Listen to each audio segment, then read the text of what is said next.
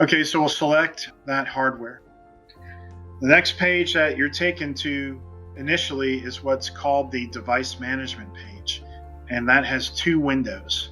The left window is called the registered devices window, and this will show every transmitter and receiver that is registered in this configuration file. The second window is the tool window, and this is where you actually perform the functions.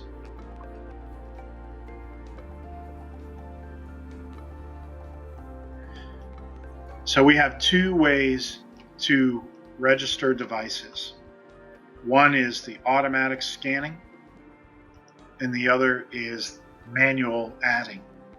So if I want to auto scan the devices in, there's a couple of prerequisites. For one, we have to make sure that VPX is on a computer connected to the network that the transmitters and receivers are connected to, and that it's on the right subnet. These are all preconditions that you can read about in the manual, but we would perform the auto scan.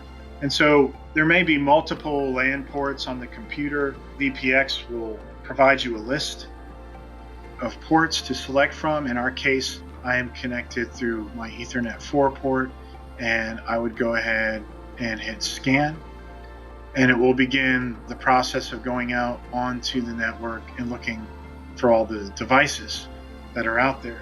Once it finds them, it will populate this list, and I think you see now that it has found 3 transmitters and 8 receivers, which matches the system that we've got. Now I'm going to manually add a device, just so you can see how that's done.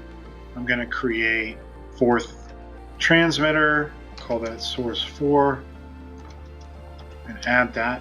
And now you see that has been added into the system.